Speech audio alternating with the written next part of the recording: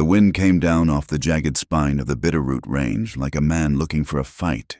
It carried the grit of the high desert and the sulphurous stench of the mining camps, stripping the heat from the air long before the sun had fully set. Below the ridges, the town of Granite Creek sat in a muddy gash of the earth, a collection of timber frames and canvas tents that looked less like a settlement and more like a wound that refused to heal. Elias Thorne watched the town from the crest of the rise. He sat easy in his saddle, though his joints ached with the dull, familiar throb of a long ride. His horse, a roan mare with a white blaze on her nose, shifted her weight, impatient to be out of the biting wind. But Elias did not move. He pulled the collar of his sheepskin coat higher against his neck. He was a man whittled down by hard years, his face a map of deep lines etched by sun and worry. His eyes, the color of wet slate, scanned the single main street below. He reached into his breast pocket and withdrew a folded piece of paper. The paper was soft from handling, stained with sweat and tobacco. He did not need to read it again, but he did anyway. It was a warrant. Wanted for questioning in the robbery of the Wells Fargo Overland stage, complicity in the murder of 4 passengers, Clara Vance. The reward was $500. $500 was enough to buy a man a second chance, or at least a headstone for the first one. Elias folded the paper and tucked it away. He remembered the ranch he had lost 2 years ago, the way the drought had turned the soil to gray powder that slipped through his fingers like time. He remembered the silence of the empty house after the fever took his wife and daughter. Mercy was a luxury for men with full bellies and dry roofs. Elias had neither. He had become a hunter of men because the land had rejected him, and he found he had a talent for patience. He nudged the mare with his heels, and they began the slow descent into the muck of Granite Creek. The town was a churn of noise and desperation. The street was a river of sludge, churned by heavy freight wagons and the boots of miners who had spent 12 hours underground. Men shouted in a dozen languages, but the tone was always the same: exhaustion and a frantic need for release. Elias tied his horse at the hitching rail in front of the livery stable, paying the boy a silver dollar to rub her down and give her decent grain. He walked toward the largest structure in town, a 2-story building with a false front painted a peeling yellow. The sign above the bat-wing doors read, "The Gilded Spur." Elias stepped inside. The heat hit him first, thick with the smell of stale beer, sawdust, and unwashed bodies. A piano player was hammering out a tune in the corner, the notes bright and brittle against the low roar of conversation. Elias moved to the far end of the bar, finding a shadow where the oil lamps did not quite reach. He ordered a whiskey and nursed it, his back to the wall, his hat pulled low. He watched. The hierarchy of the room was clear to anyone who knew how to look. In the center, holding court at a round table, sat Silas Vane. Vane was the owner of the Spur, a man with a waistcoat of green silk that strained against his gut. He laughed loud, showing gold teeth, but his eyes were hard and flat like polished river stones. Flanking him were 2 men who wore their guns low and tied down, hired muscle, there to ensure the house always won. To Vane's right sat the sheriff, a man named Grady with a face like a collapsed dough ball. Grady was drinking from a bottle that Vane had poured, his badge catching the lamplight. He was not a lawman. He was an investment. And then there were the women. They moved through the smoke like bright birds in a cage, their dresses vivid shades of violet, crimson, and emerald. They laughed at jokes that were not funny and smiled with mouths painted red to hide the tightness at the corners. They were the armor of the place, the distraction that kept the miners from burning the town down in their frustration. Elias found her near the stairs. Clara Vance looked younger than he expected, perhaps 24 or 25. She wore a dress of dark blue satin, trimmed with black lace that seemed to mourn the skin it touched. Her hair was piled high, pinned with a comb of imitation pearl, but loose strands fell against her neck. She was laughing at something a dirty-faced prospector was saying, her hand resting lightly on his shoulder. It was a practiced touch, light enough to promise, heavy enough to ground him. But Elias saw the moment she turned away. The smile vanished instantly, replaced by a look of profound exhaustion. Her shoulders slumped just a fraction of an inch before she caught herself. Her eyes darted toward the back room, then to a young girl, hardly 16, who was carrying a tray of empty glasses. Clara watched the girl with a fierce, protective intensity, her gaze tracking the way a drunk miner reached for the girl's arm. Clara intercepted the man smoothly, distracting him with a fresh bottle and a whisper, steering him away from the child. She was not just working, she was guarding. Elias finished his whiskey. The burn was familiar. He waited. An hour later, the crowd began to thicken. The noise rising to a shout, Clara slipped away from the main floor, carrying a pitcher toward the back corridor that led to the private rooms and the storeroom. Elias moved. He did not rush. He simply ghosted through the crowd, a shadow detaching itself from the wall. He followed her into the dim hallway. The noise of the saloon faded slightly here, muffled by the heavy timber walls. She set the pitcher down on a crate and leaned her head against the wall. Closing her eyes for a second, her hand went to her bodice, pressing against something hidden there, a hard, rectangular shape beneath the satin. "Clara," Elias said. She spun around, her movement sharp and fluid. She did not scream. Her hand dropped from her bodice to her side, but she had no weapon. Elias stood 5 feet away, his coat drawn but not raised. He held it loose at his hip, the hammer back. "Don't run," he said. His voice was gravel, low and steady. "I have a warrant." Clara Vance stared at him, up close. The powder on her face could not hide the dark circles under her eyes or the faint, yellowing bruise on her jawline. She did not look like a stage robber. She looked like a woman who had been walking into a strong wind for a lifetime. "A warrant," she repeated. Her voice was husky, stripped of the false sweetness she used in the main room. "For what?" "The Wells Fargo job. 4 dead." She let out a short, bitter sound that might have been a laugh. "You think I robbed a stagecoach? Look at me, mister. Do I look like I have been riding the high country?" Elias stepped closer. "It does not matter what I think. The paper says you helped set it up. It says you passed word to the gang. $500 says you are coming to Fort Smith."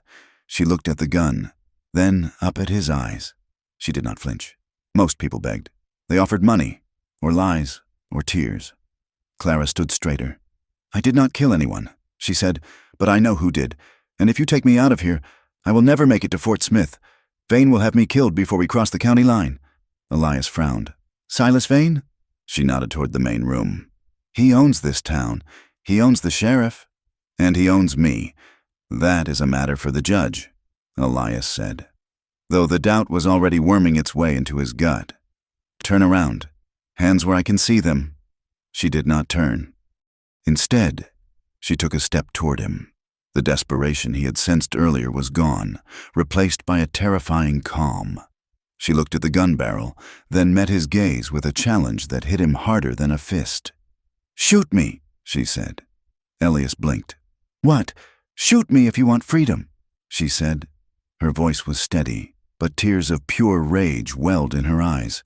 "Go on. Pull the trigger. Collect your $500 for a corpse. It would be a kindness." She took another step, pressing her chest almost against the barrel of the Colt. "Death is the only way I get out of this contract," she whispered. "I am tired of being sold. Cowboy. I am tired of being afraid. So you either shoot me and save me the trouble, or you get out of my way." Elias lowered the gun. He could not help it. He had seen fear in 1,000 eyes.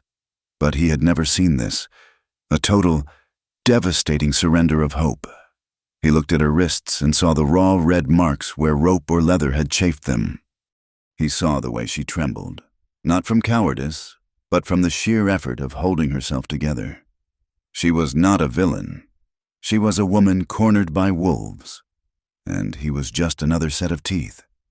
"I am not going to kill you," Elias said, easing the hammer of the Colt down. "Then leave," she said, her voice cracking. "Leave before they find you here." Before Elias could answer, the door at the end of the hallway burst open. 2 men filled the frame.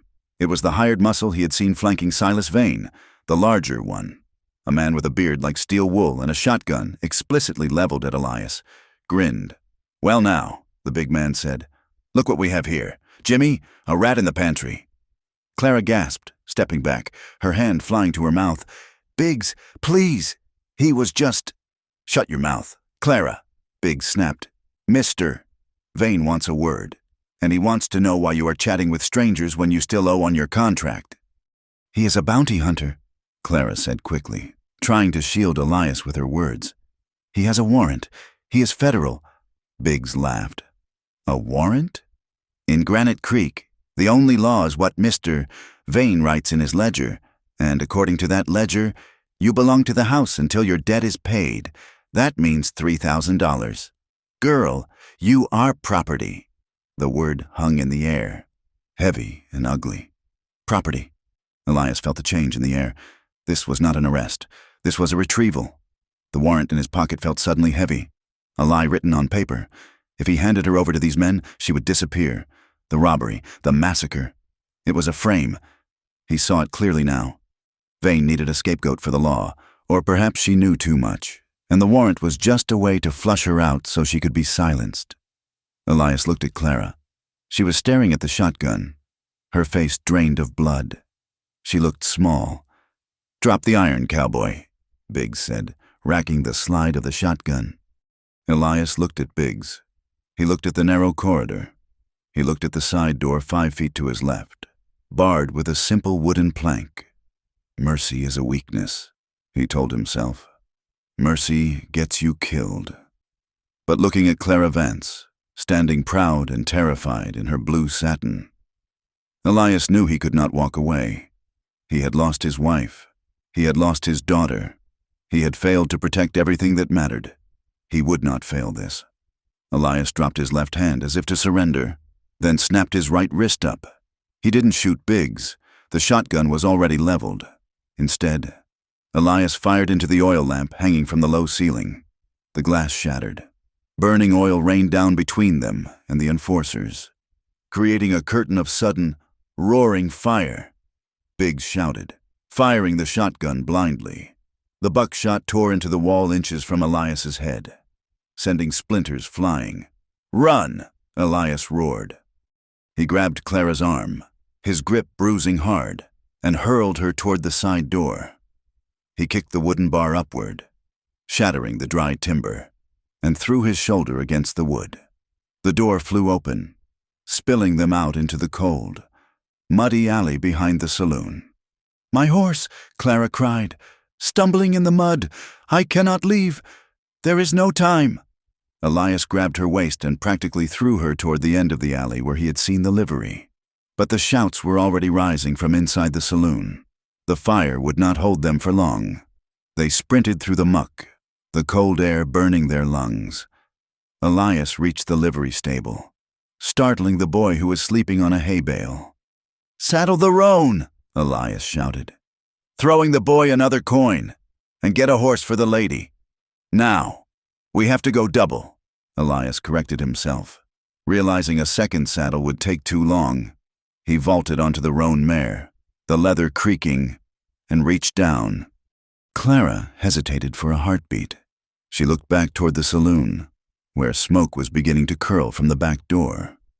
She touched her bodice again, ensuring whatever she carried was safe. Then she looked at the young girl, Rose, who had appeared at the back door of the kitchen, watching with wide eyes.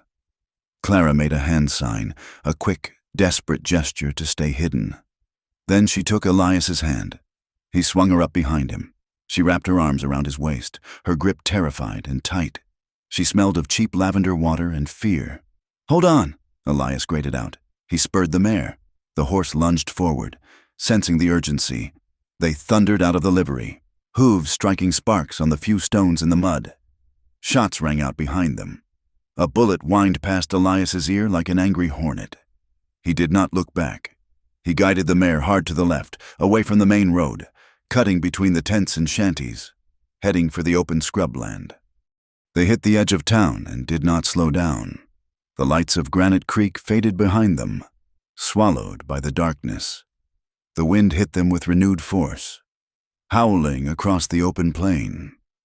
It was a bitter, freezing wind that promised snow before morning. Elias pushed the horse until the town was just aglow on the horizon, then slowed to a trot to save the animal's strength. The silence of the wilderness wrapped around them, vast and indifferent. Coyotes yipped in the distance, a lonely, hunger-filled sound.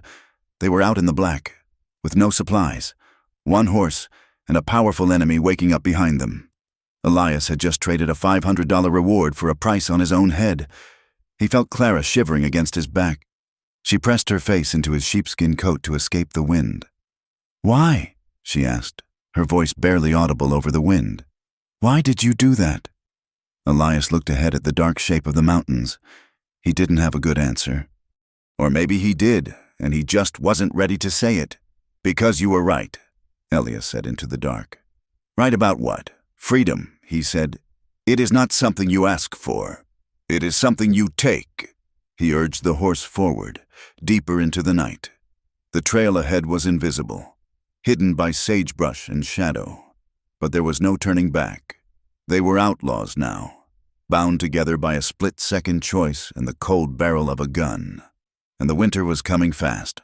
The sun rose like a bruised eye over the eastern rim of the basin, shedding a pale, heatless light that did nothing to cut the biting frost. The land here was vast and skeletal, a sweeping expanse of gray sagebrush and black volcanic rock that seemed to go on forever, broken only by the thin, silver ribbons of freezing creeks that cut through the dust. Elias Thorne kept the roan mare at a steady, ground-eating walk. They had been riding for hours, the silence between them as heavy as the leaden sky.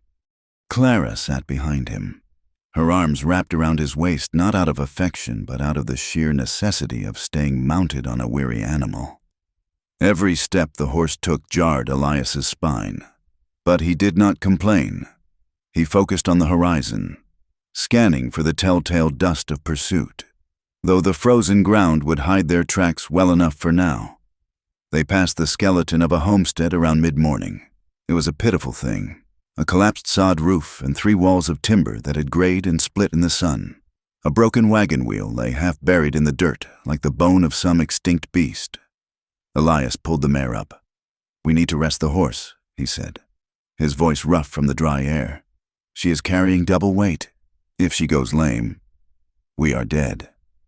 Clara slid down from the saddle. Her blue satin dress, so vibrant in the gilded spur, was now stained with mud and snagged by brambles. She shivered violently as her boots hit the frozen earth, wrapping her arms around herself. She looked at the ruined house, her eyes dark and unreadable. "People lived here once," she said softly. Elias dismounted and began to loosen the cinch to let the mare breathe. "They tried to. This country does not like people much. It tolerates us for a while. Then it breaks us." Clara walked toward the ruin. She reached out and touched the rough wood of the doorframe. There was a rusted tin cup sitting on a rotting sill, left behind as if the owner intended to come back for it. "Hope dies easy out here," she said. It sounds like she was talking about the house, but Elias knew she wasn't. He watched her. The adrenaline of the escape had faded, leaving behind the stark reality of who they were. A bounty hunter who had broken the law, and a woman who was technically a fugitive. He saw the way she held herself, shoulders tight, chin slightly tucked. She was waiting for him to turn on her. In her world, men were transaction and threat, never shelter. He walked over to her, offering his canteen. "It is water, not whiskey." She took it, her fingers brushing his. Her skin was ice cold. She drank deeply, then wiped her mouth with the back of her hand. "Why?" she asked again. It was the same question she had asked in the dark, but now, in the light of day, it demanded a real answer. "You could have turned me in.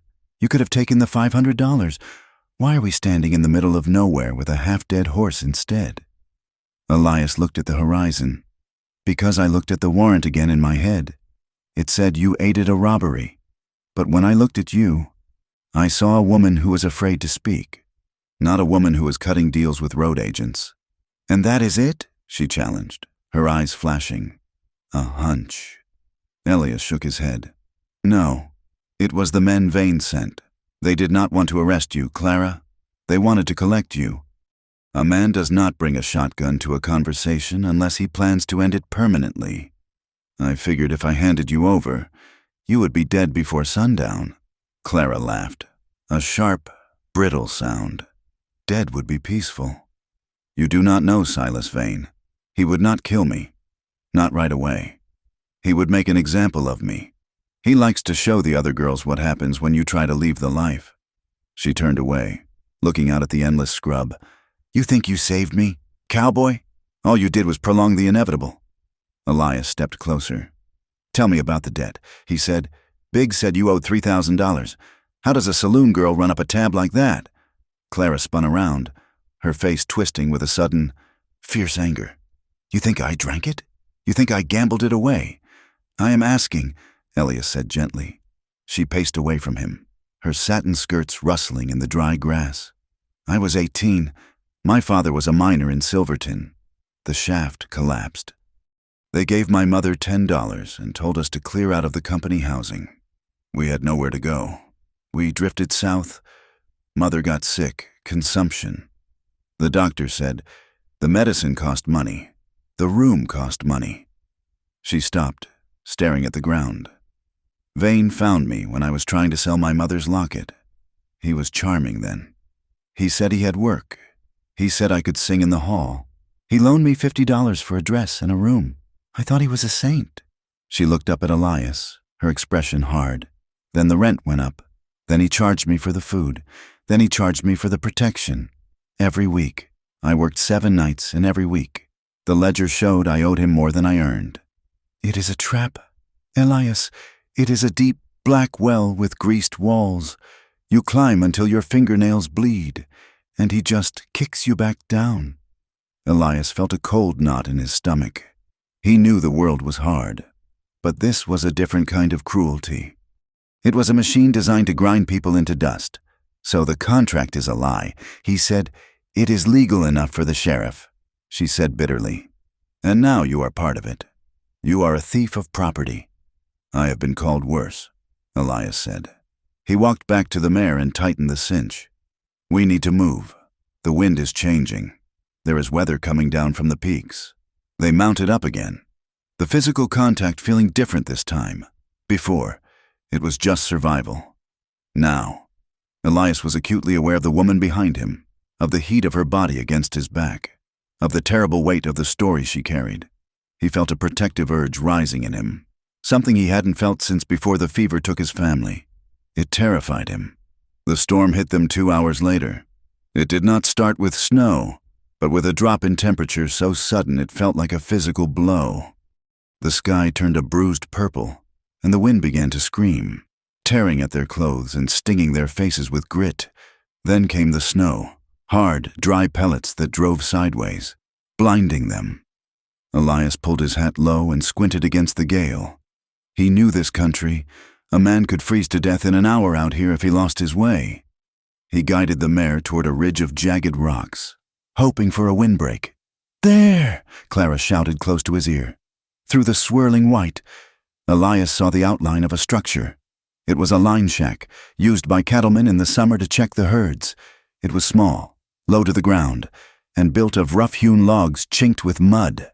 He spurred the mare toward it. They reached the leeward side of the shack, the wind instantly dropping to a dull roar. Elias slid off and helped Clara down. Her legs buckled when she hit the ground, numb with cold. He caught her, holding her upright for a moment. Inside! He yelled over the wind. Get inside. He led the horse into the small lean-to attached to the back of the shack, thankful to find a pile of dry hay. He stripped the saddle off the mare and rubbed her down quickly with a handful of straw, covering her with the saddle blanket. When he entered the shack, Clara was standing in the center of the dark room, shivering so hard her teeth chattered. The place was barely 10 feet by 10 feet, with a stone fireplace and a single bunk built into the wall. It smelled of wood smoke and old dust. Elias moved quickly. He found a stack of dry wood in the corner and some tinder. Within minutes, he had a fire crackling in the hearth. The light danced on the walls, pushing back the gloom. "Come here," he said. "Get close to the heat." Clara moved toward the fire, sinking to her knees on the hearthstones.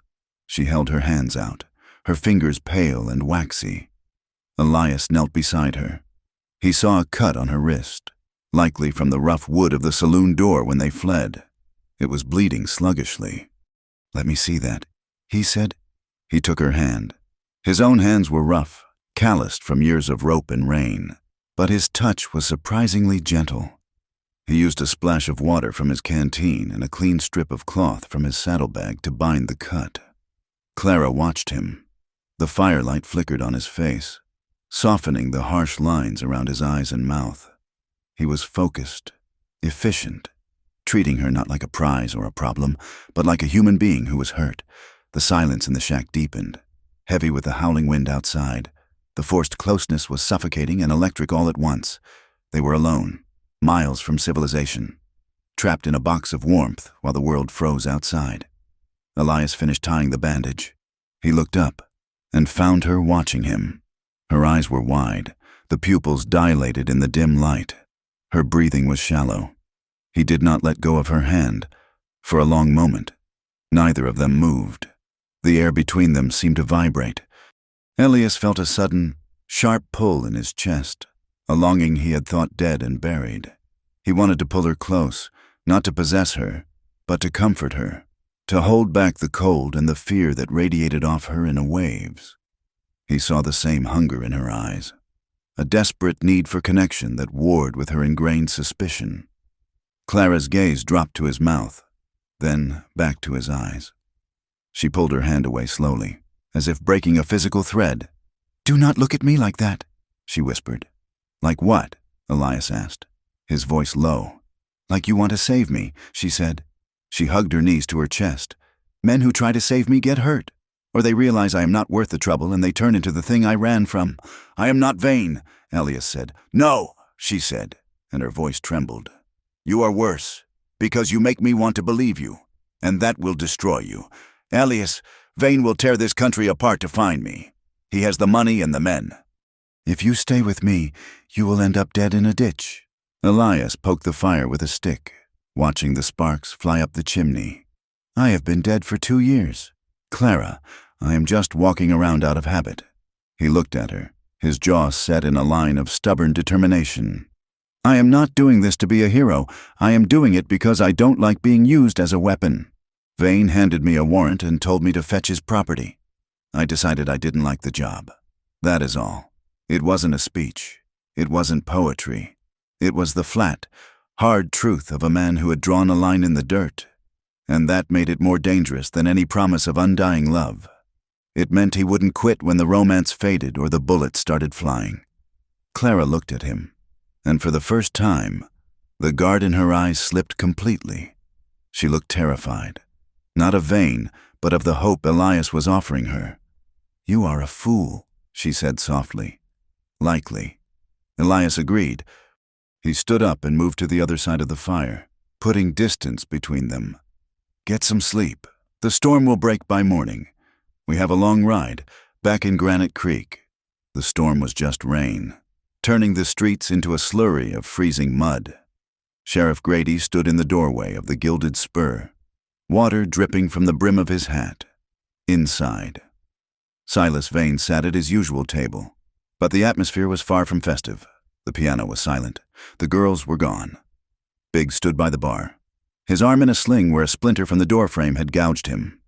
"He is a kidnapper," Vane said calmly. He was shuffling a deck of cards, the sound rhythmic and sharp. "That is the story. Grady. Elias Thorne came into my establishment, waved a gun, and dragged Miss Vance out against her will.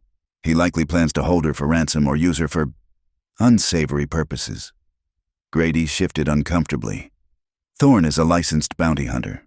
Silas, he had a warrant. Folks saw it." "The warrant was for questioning," Vane said, not looking up. "It did not authorize him to shoot up my bar and abduct a woman. He has gone rogue. The drought drove him mad. It happens." Vane slapped the deck down on the table and looked up. His eyes were cold and dead. "Gather a posse. Sheriff, Deputize my men. Biggs will lead them. I want you to hunt him down like the dog he is." "And the girl?" Grady asked. Vane picked up his whiskey glass. "If she is with him, she is an accomplice, or a hostage caught in the crossfire. It does not matter. Just bring me the ledger she stole, and bring me Thorne's body." The morning broke clear and painfully cold. The sun reflected off the fresh snow, creating a blinding white glare. Elias and Clara rode out early. The mare rested but hungry. They moved south, aiming for the timberline where they could find cover. The tension from the night before had shifted into a quiet, fragile understanding. Clara didn't hold on quite as tightly, but she didn't pull away when he helped her mount. They were a team now, connected by the secret of the night and the danger of the day. By noon, they reached Coyote Creek. The water was running high and black, fringed with ice. The crossing was narrow, a ford between two steep banks choked with willows. Elias halted the mare at the edge of the trees. He scanned the opposite bank. It was quiet, too quiet. A crow called out, a harsh, grating sound. "Something is wrong," Elias murmured. Before he could turn the horse, the crack of a rifle shattered the air. The bullet struck the ground inches from the mare's front hooves.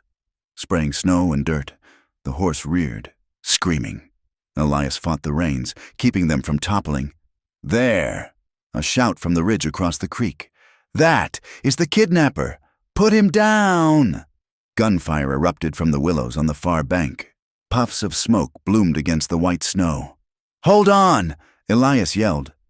He spun the mare, driving her hard back toward the tree line they had just left. But a second group of riders emerged from the brush behind them. They were boxed in. It was an ambush. They had tracked them, or guessed their route. Elias saw a narrow gap in the rocks to the west, a goat trail leading up a steep incline. It was their only chance. He kicked the mare into a gallop. Bullets buzzed around them like angry bees. He felt Clara bury her face in his coat.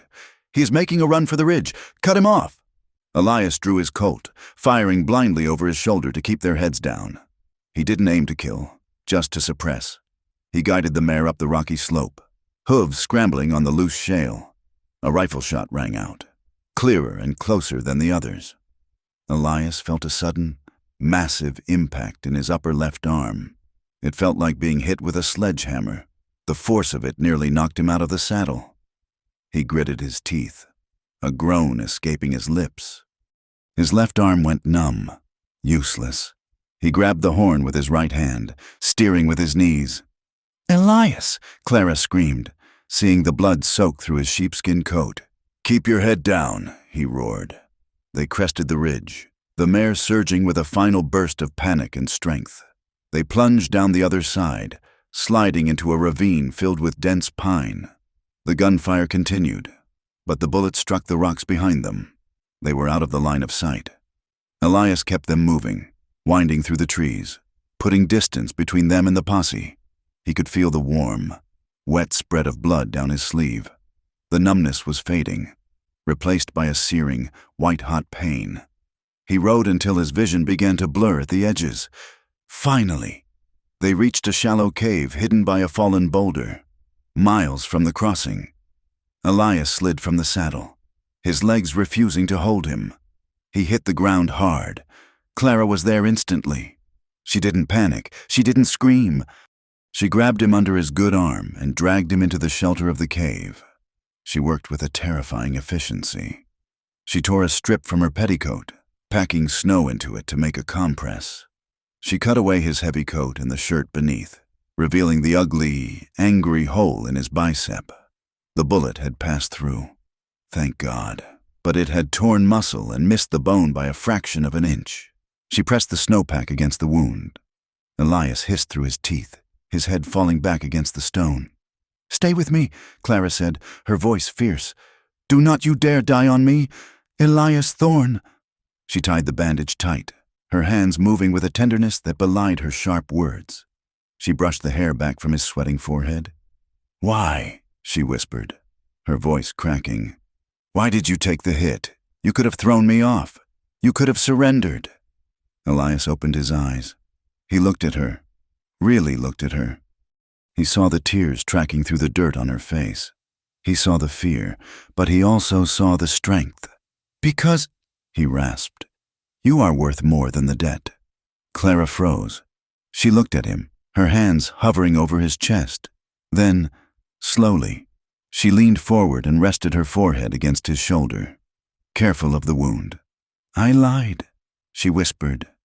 Elias blinked, trying to focus. "About what?" "I did not just hear about the robbery," she said. "I was there." Elias went still. "I was in the coach," Clara said, the words tumbling out in a rush. "Vane sent me to deliver a package to a partner in the next town. I was inside when the gang hit. They did not just want the strongbox. Elias, they wanted the judge. Judge Miller. He was a passenger." She lifted her head, her eyes haunted. "Vane ordered the hit. Miller was going to indict him for land fraud and racketeering. The robbery was a cover to assassinate a federal judge. I saw Biggs shoot him. I saw everything."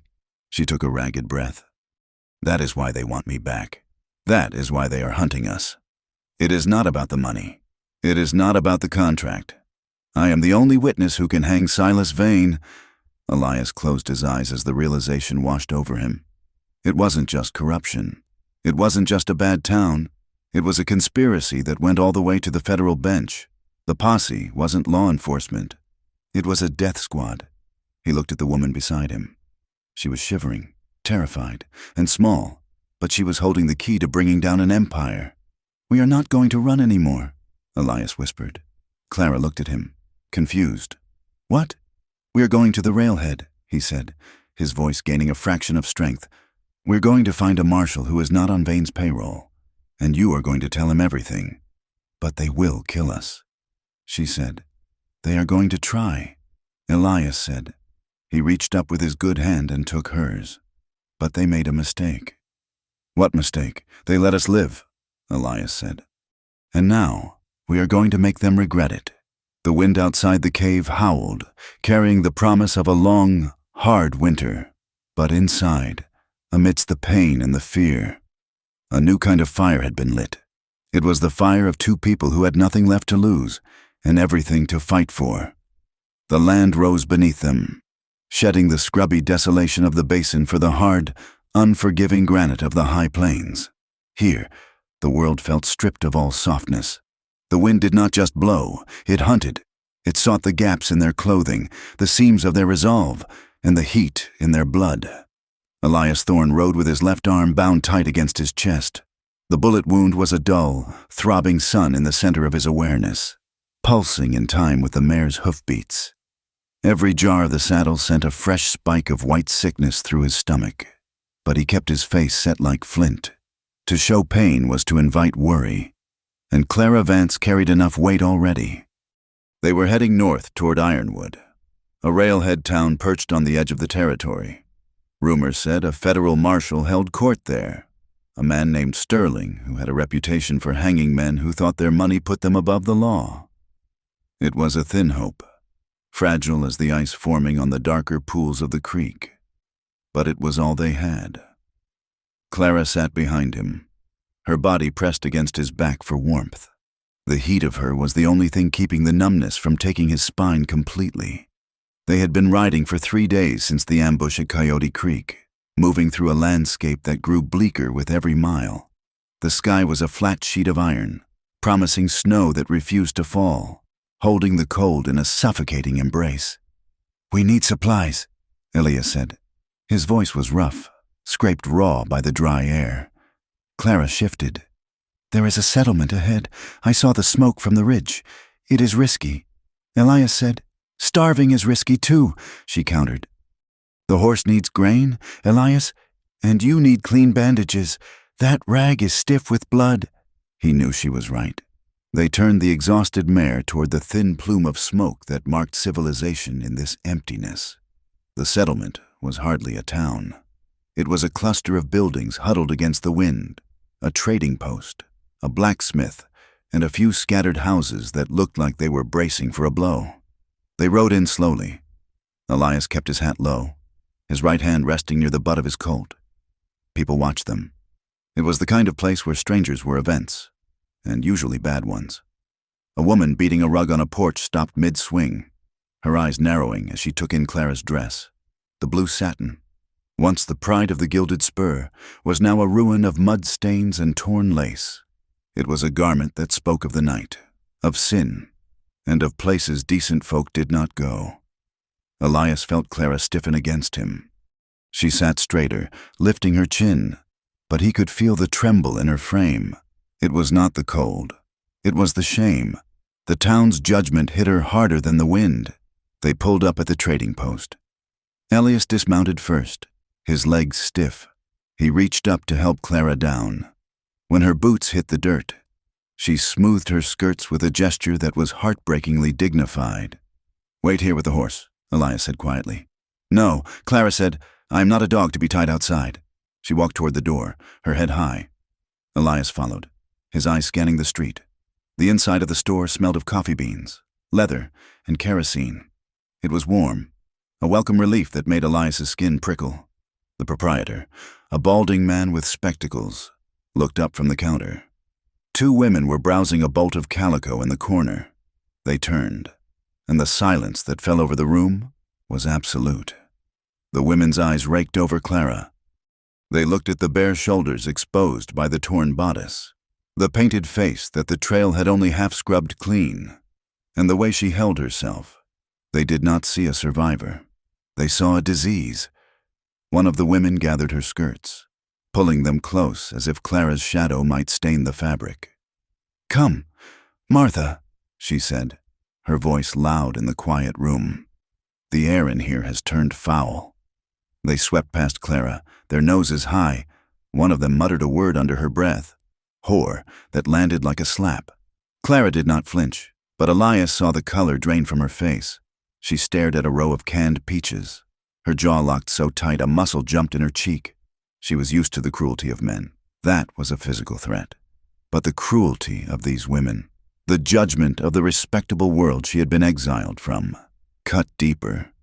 It confirmed her worst fear, that no matter how far she ran, she would always be the woman from the gilded spur. The shopkeeper cleared his throat. "We do not want trouble here. Mr. Best you take your companion and move along." Elias walked to the counter.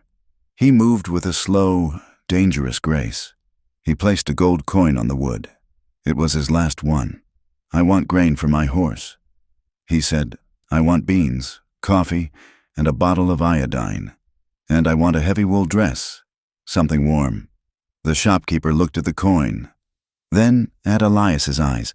He saw something there that made him swallow his next words. He nodded quickly and began to gather the items. Elias turned to Clara.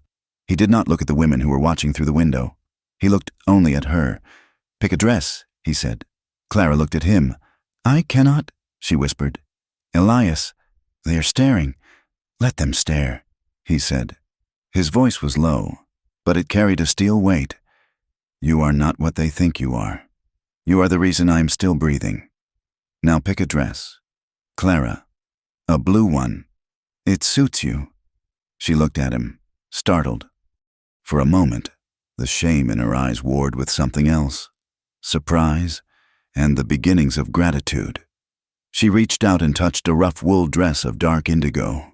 "This one," she said softly. When they walked out, Elias carried the supplies, but he made sure to walk beside her. Not in front of her.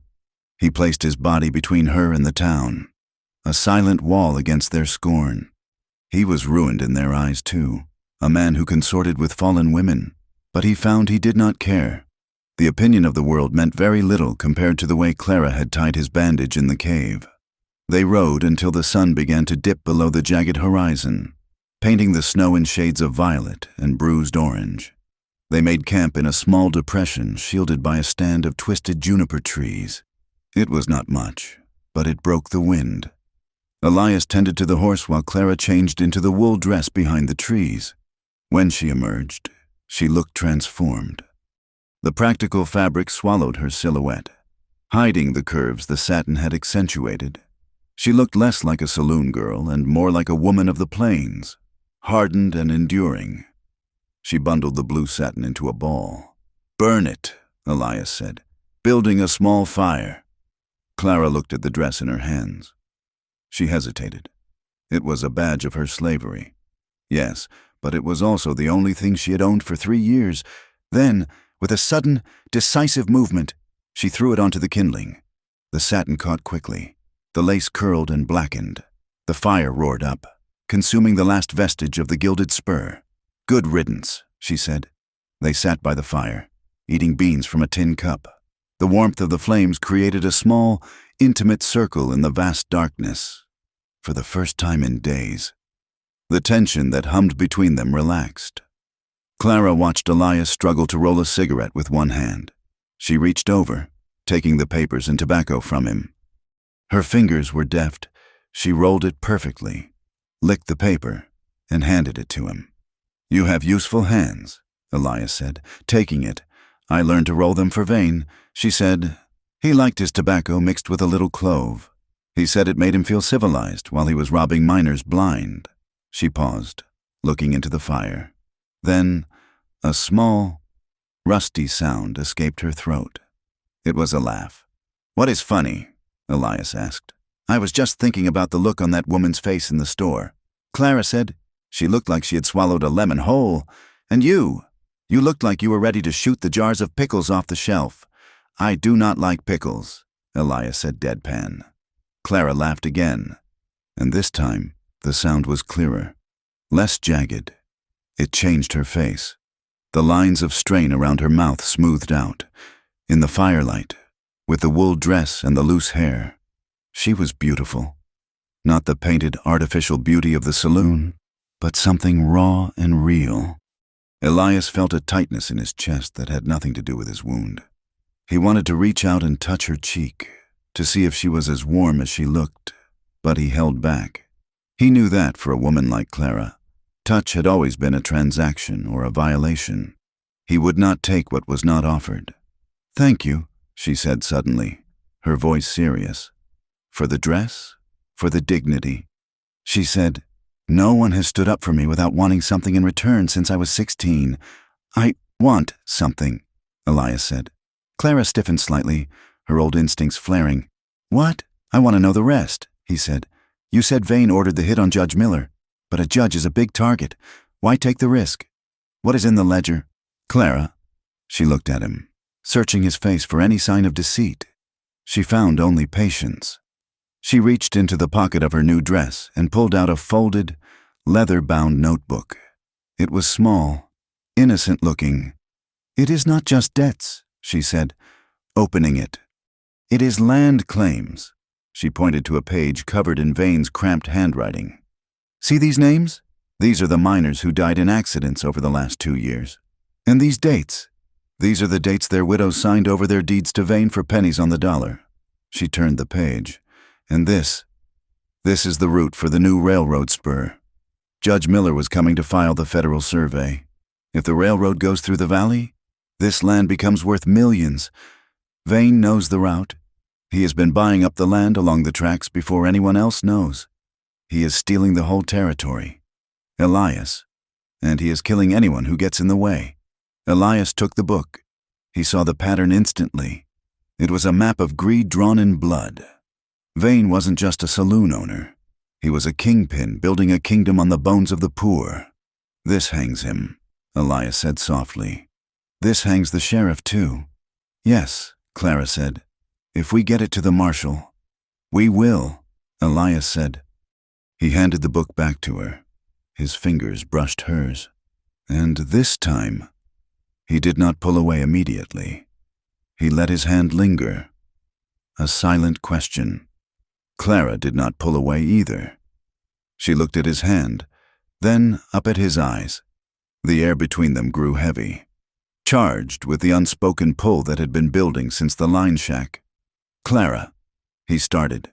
He was interrupted by the snap of a twig. It was a small sound, barely audible over the crackle of the fire, but to ears tuned to the wild, it sounded like a cannon shot. Elias moved instantly. He kicked dirt over the fire, plunging them into darkness. "Move!" he hissed. Into the trees. He grabbed his rifle with his good hand, ignoring the scream of protest from his injured arm. Clara did not argue. She scrambled back into the darkness of the junipers, clutching the ledger to her chest. Voices drifted from the darkness. Rough, low voices. "I saw the fire. Boss, they are close. Spread out." Vane said he wants the girl alive. But the man is meat. It was the gang, the survivors of the ambush. They had tracked the smoke, just as Clara had feared. Elias pressed his back against a twisted trunk. He could see 3 shapes moving through the gloom, silhouetted against the faint starlight on the snow. They were fanning out, rifles ready. "Stay down," Elias whispered to Clara. He leveled his rifle, resting the barrel on a low branch to steady it. He aimed for the lead shadow. He squeezed the trigger. The rifle bucked against his shoulder. The lead man dropped with a cry. Chaos erupted. Muzzle flashes lit up the night like lightning. Bullets chewed into the trees around them, sending splinters flying. Elias worked the lever of his rifle, firing again, but his injured arm was slow, clumsy. "Flank him! Go left!" Someone shouted. A figure rushed from the left, closing the distance fast. Elias tried to turn, but his arm locked up in a spasm of agony. He fumbled the rifle. The man was on top of him, a knife glinting in the dark. Elias went down, grappling with his one good hand, trying to hold back the blade that sought his throat. The attacker was heavy, smelling of sweat and stale whiskey. Elias felt his strength failing. Then a shot rang out, close, deafeningly close. The weight on top of him went limp. Elias shoved the body aside and scrambled up. He saw Clara standing 10 feet away. She was holding his Colt revolver, holding it with 2 hands, her feet planted wide. Smoke curled from the barrel. She had not run. She had not hidden. She had stepped into the line of fire and killed the man who was killing him. Behind her, the last gang member, seeing his 2 companions down, decided the bounty was not worth the price. He scrambled for his horse and galloped away into the dark. Silence rushed back into the clearing, louder than the gunfire. Clara stood frozen, the gun still raised. She was shaking, her breath coming in ragged gasps. Elias walked to her. He gently placed his hand over hers on the gun grip, lowering it. "You got him," he said softly. "I killed him," she whispered. Her eyes were wide, staring at the body in the snow. "You saved me," Elias corrected. She looked at him, and the gun slipped from her fingers into the snow. She collapsed against him, burying her face in his chest. Elias wrapped his good arm around her, holding her tight. He could feel her heart hammering against his ribs, a frantic bird trying to escape. They stood there for a long time, the adrenaline slowly draining away, leaving them cold and exposed.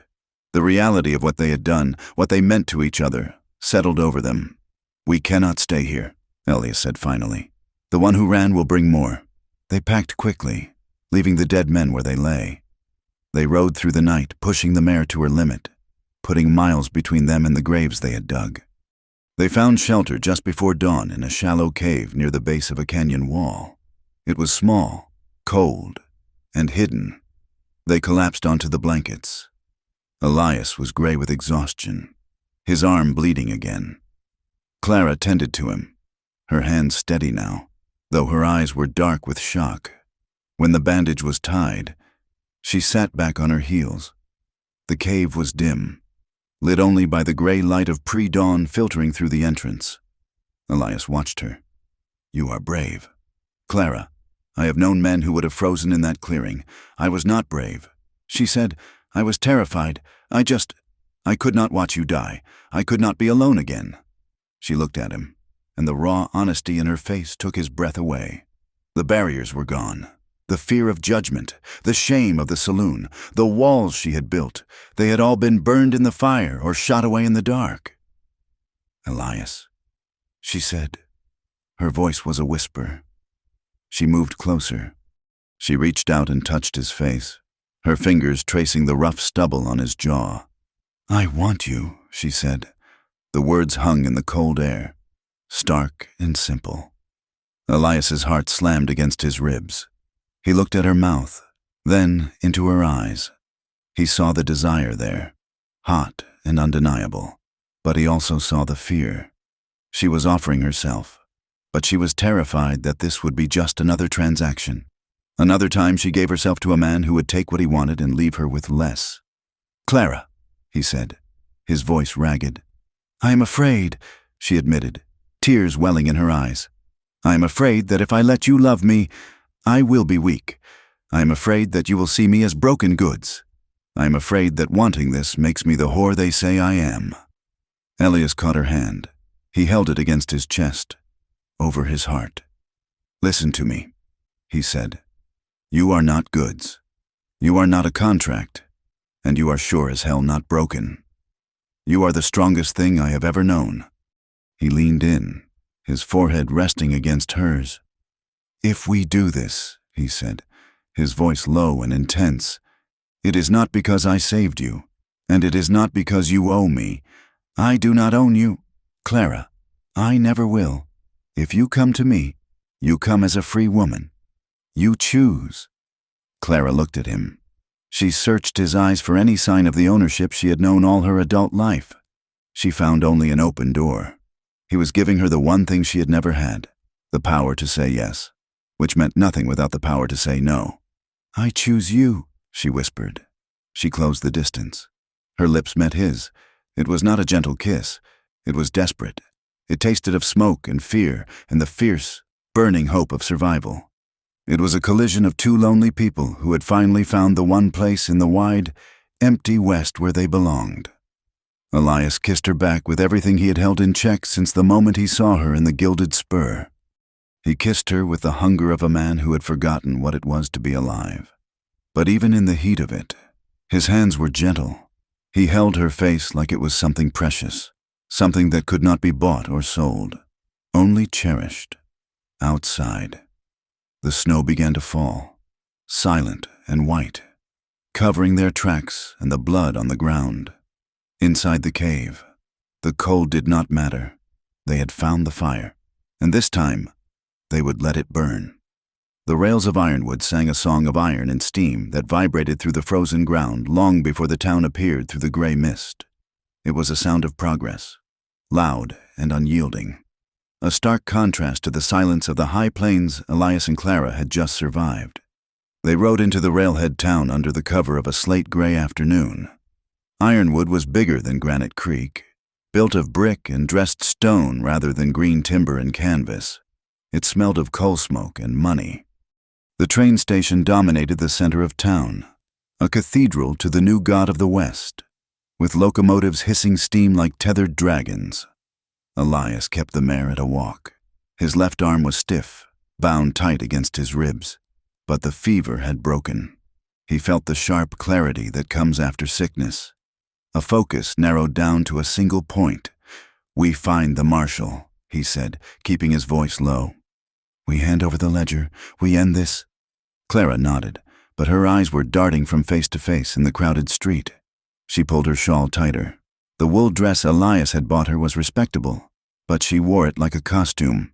Underneath, she was still waiting for the trap to snap shut.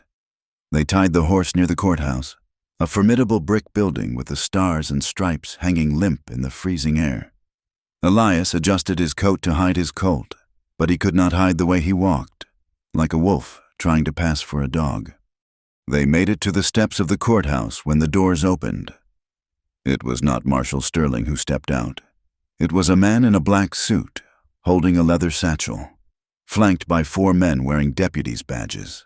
But these were not the rough-hewn lawmen of the mining camps.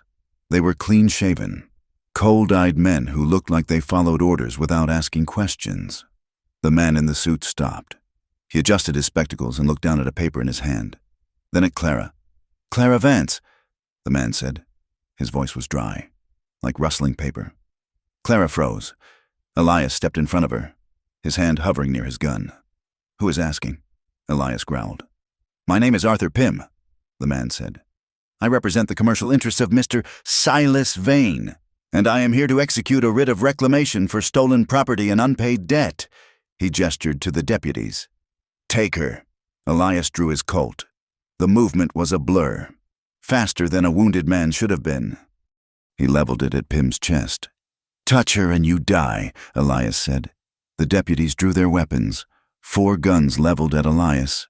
The street cleared instantly, pedestrians scattering into alleys. Pym did not flinch. He looked at Elias with a bored expression. "Put the gun down. Mr. Thorne, this is not a mining camp. This is Ironwood. We have laws here. I have a signed contract and a warrant from the county judge. Miss Vance is in breach of contract. She owes $3,000.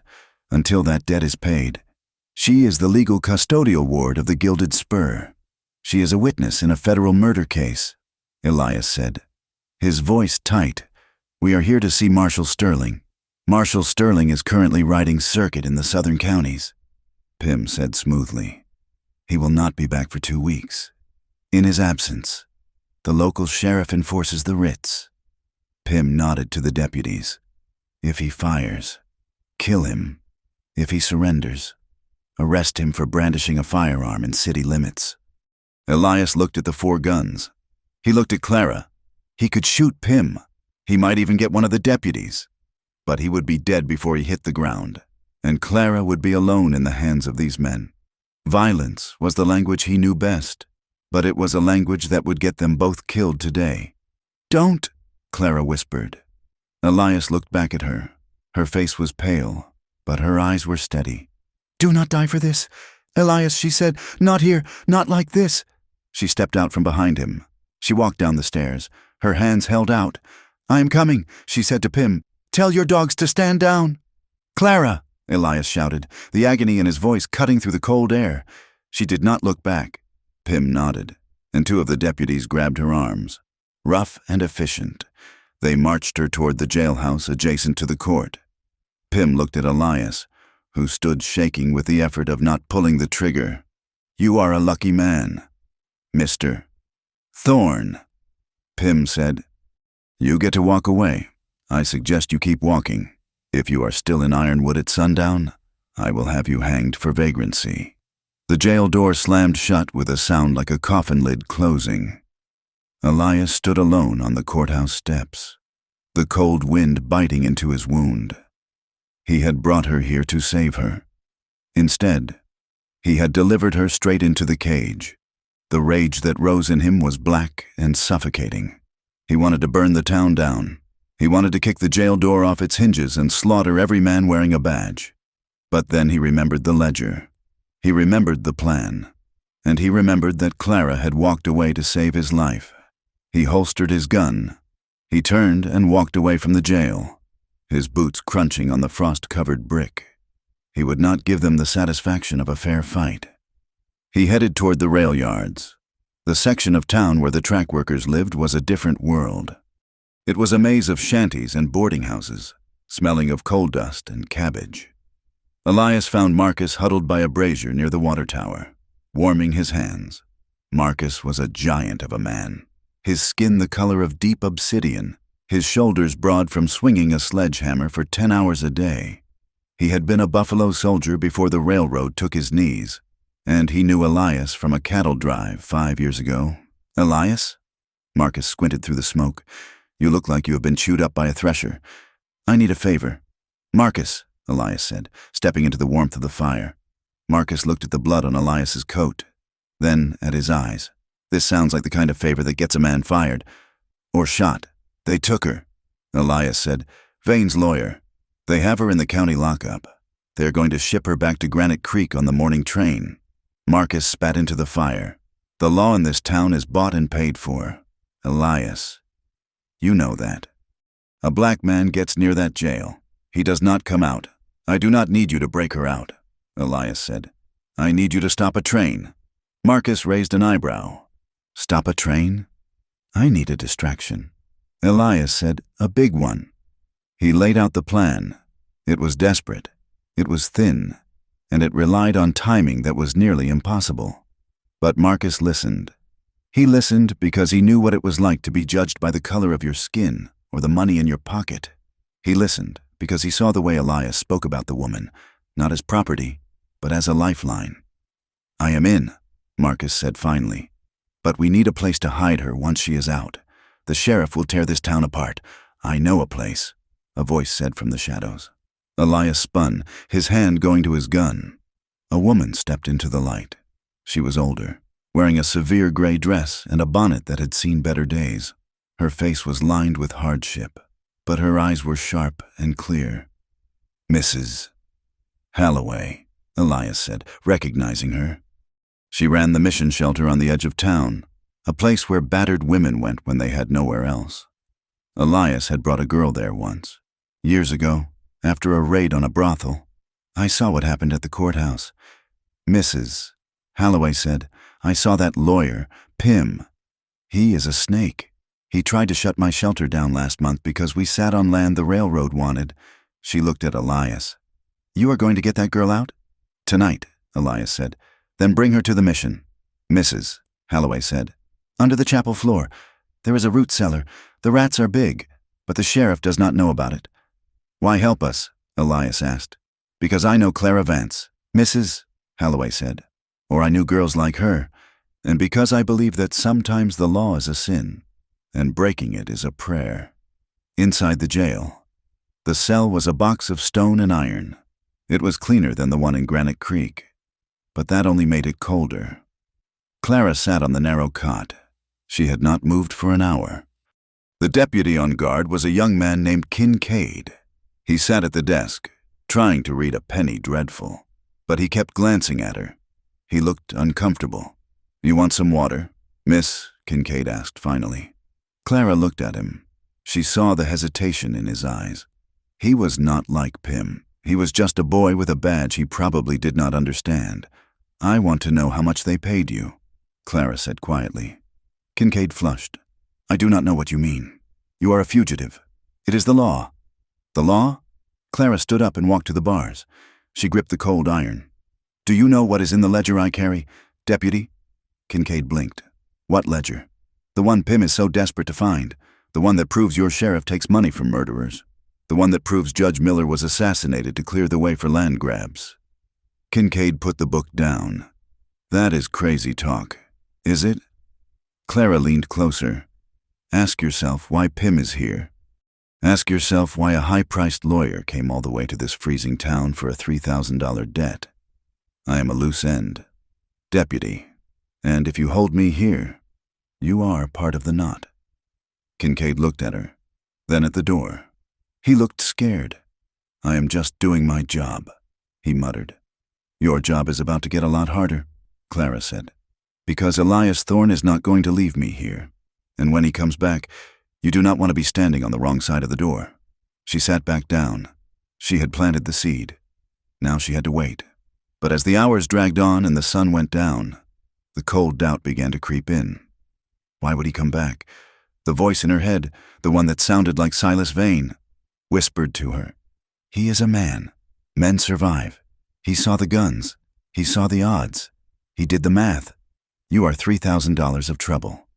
Clara, he is halfway to the territory line by now." She pulled her knees to her chest. It made sense. It was the logic of the world she had lived in for years. Love was a pretty word people used to hide the transaction. Elias had saved her life. Yes, but to walk into a jailhouse against the law? That was suicide, and Elias was a survivor. She closed her eyes, fighting the sting of tears. She would not cry. She would not let Pim see her break. If this was the end, she would meet it standing up. Midnight struck the town clock. The explosion tore through the silence of the night like a thunderclap. It came from the rail yard, a massive, roaring boom followed by the screech of twisting metal. The ground shook. In the jailhouse, Kincaid jumped to his feet, knocking his chair over. "What in God's name?" Outside, shouts erupted. "Fire! The water tower has blown." The sheriff burst into the office from the street, buttoning his coat. "Kincaid, get down to the yards. The whole platform is going up. But the prisoner—" Kincaid stammered, "I will watch the prisoner. Go!" "We need every hand on the bucket line." Kincaid grabbed his hat and ran out. The sheriff cursed, grabbing a shotgun from the rack. He looked at Clara. "Don't you move," he growled. He stepped out onto the porch to see the fire. The moment he stepped out, a shadow detached itself from the roof of the jailhouse. Elias dropped behind the sheriff. He didn't use his gun. He swung the barrel of the Colt in a tight, brutal arc, striking the sheriff behind the ear. The sheriff crumpled without a sound. Elias caught him before he hit the heavy wood of the porch, dragging him into the shadows. He rifled through the sheriff's pockets until his fingers closed around the heavy brass ring of keys. He burst into the office. Clara was standing at the bars, her face pale as milk. When she saw him, she made a sound that was half sob, half laugh. "You came back," she whispered. "I told you," Elias said, jamming the key into the lock. "I do not like pickles." The lock clicked. The door swung open. Clara threw herself at him, burying her face in his neck. He wrapped his good arm around her, lifting her off her feet for a second. "We have to move," he said, putting her down. "The distraction won't last forever." They ran. They did not go to the horses. That was what the sheriff would expect. They ran through the alleys, guided by the flickering light of the distant fire. Marcus had done his job well. The steam boiler he had sabotaged was sending a plume of white smoke hundreds of feet into the air, and half the town was running toward it. They reached the mission shelter on the edge of town. Mrs. Holloway was waiting at the back door. She ushered them inside without a word, leading them through the dark chapel to a small trap door behind the altar. "Down," she whispered. "Stay quiet until I knock 3 times. The root cellar was cramped and smelled of potatoes and earth, but it was warm. Elias lit a small lantern Mrs. Holloway had provided. They sat on the dirt floor, breathing hard. The adrenaline was fading, leaving them shaking. Elias looked at Clara. She was staring at him as if he were a ghost. "You stayed," she said. "I stayed." He answered. "Why?" she asked. The question was raw, stripped of all defense. "I am nothing but trouble. Elias, I am a fugitive. I am penniless. I am—" She stopped, unable to say the word. "You are the woman I love," Elias said. The silence in the cellar was absolute. Clara looked at him, her mouth opening slightly. He had said it. No flowery speech, no hesitation. Just the fact. "You do not have to say it back," Elias said, looking at his hands. "I know you are scared. I know you have been taught that love is just another way to get hurt." Clara moved toward him. She crawled across the small space until she was kneeling in front of him. "I am not scared of you," she whispered. "I am scared of losing this." She reached out and began to unbutton his coat, then his shirt. "What are you doing?" Elias asked, his voice thick. "Checking your bandage," she said softly, "and reclaiming myself." She leaned in and kissed him. This time, it was not the desperate kiss of the cave. It was slow. It was deliberate. It was a question and an answer all at once. In the dim light of the lantern, surrounded by the smell of earth, they came together. It was not a taking. It was a giving. For Clara, every touch was a defiance of her past. Her body was not a commodity to be sold. It was her own, and she was choosing to share it. Elias, mindful of his wound but more mindful of her, moved with a reverence that made Clara weep silently. He touched her scars, the physical ones and the invisible ones, with hands that demanded nothing. He let her set the pace. He let her lead. When they lay together afterwards, covered by his heavy coat, the world above them ceased to exist. There was no Pym, no Vane, no warrants. There was just the steady beat of 2 hearts that had finally found their rhythm. Clara rested her head on his chest. "We cannot run anymore," she said softly. "No," Elias agreed. "If we run, we are just waiting to be caught. Pym will follow us. Vane will send more men." "So what do we do?" Elias asked, though he suspected he knew the answer. "We go back," Clara said. Her voice was steel now. "We go back to Granite Creek. That is a death sentence." Elias said. "No," she said. "It is a trial. We have the ledger. We have the truth. We take it to the people. Elias, we take it to the miners who lost their land. We take it to the widows. We put Silas Vane on trial in his own saloon. It is risky." Elias said. "Freedom is risky," she replied. Elias kissed the top of her head. He thought about the miles back to the mining town. He thought about the guns waiting for them. And then he thought about the way she had looked at Pym on the courthouse steps. defiant and unbroken. "You are right," he said. "We go back, and we burn his kingdom to the ground." The next morning, under the cover of a snowstorm that Marcus had predicted, they slipped out of Ironwood. They did not take the main road. They took the old mining track that cut through the high passes, a route that was treacherous in winter but, unwatched, misses. Holloway gave them food. Marcus gave them a fresh horse he had borrowed from the company stock. Kincaid, the young deputy, had left the back gate of the town unlocked, a small act of redemption for a man who had realized he was on the wrong side. As they rode south into the teeth of the wind, the mood was different. They were not fleeing anymore. They were invading. Elias looked at Clara. She rode tall in the saddle, her eyes fixed on the horizon. The fear was gone, replaced by a cold, burning purpose. She was not the saloon girl anymore.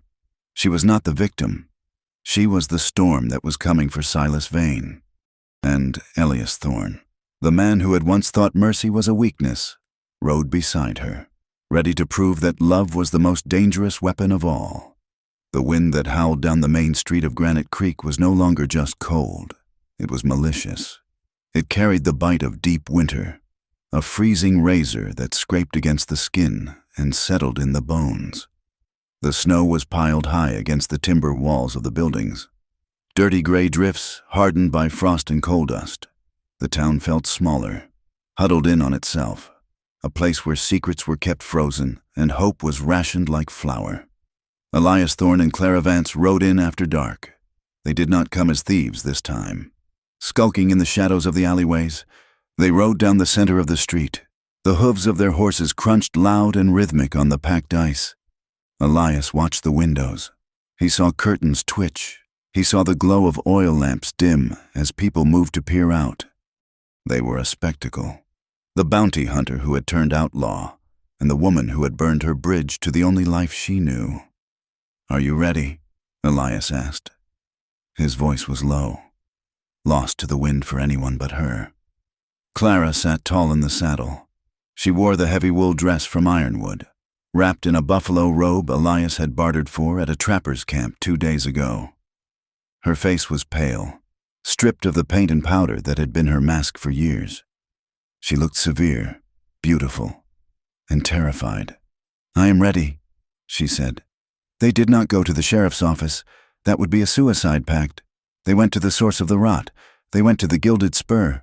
It was Friday night. The saloon would be packed with miners flush with their weekly pay, drinking to forget the cold and the dark of the shafts. It was the heart of the town, the place where judgments were passed and hierarchies were enforced.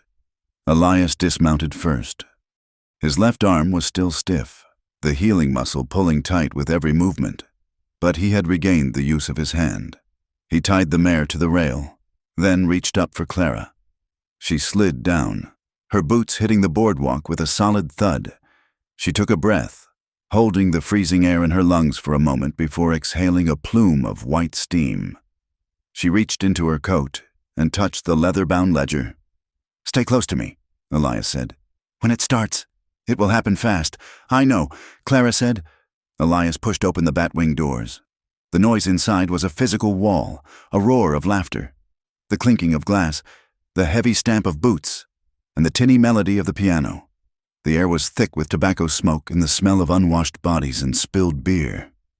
Elias stepped in, Clara half a step behind him. It took 10 seconds for the silence to spread. It started at the bar, where the men nearest the door turned and froze. Then it rippled outward to the card tables, the far corners, and finally to the piano player, whose fingers faltered and stopped on the keys. The silence that followed was louder than the noise had been. Every eye in the room was fixed on them. Silas Vane was holding court at his usual table in the center of the room. He was drinking brandy from a crystal snifter. He looked up, his eyes narrowing slightly. He did not look afraid. He looked like a man who had found a misplaced coin. "Well," Vane said. His voice carried easily in the quiet room. "The prodigal daughter returns, and she brought her pet dog." He stood up, smoothing his silk waistcoat. The men around him, his new enforcers, hired to replace the ones Elias had dealt with, shifted their hands to their belts. I assume you have the $3,000 you stole from me. Clara, Vane said, smiling. Or have you come to work it off? I'm afraid the rates have gone up. You have caused me a great deal of inconvenience. Clara stepped out from behind Elias. She did not look at the floor. She did not look at the men leering at her from the bar. She looked straight at Silas Vane. I have your payment. Silas, she said. She reached into her coat and pulled out the ledger. She slammed it down on the nearest table. The sound was sharp, like a gavel strike. I am here to balance the books, she said. Vane's smile flickered. He recognized the book. Of course he did. It was the record of his sins. That is my property, Vane said, his voice dropping an octave. You are a thief, Clara. No one cares what a thief has to say. The town cares, Clara said. She turned to the crowd. She saw faces she knew, men she had served drinks to, men whose hands she had slapped away, men who had looked through her as if she were furniture.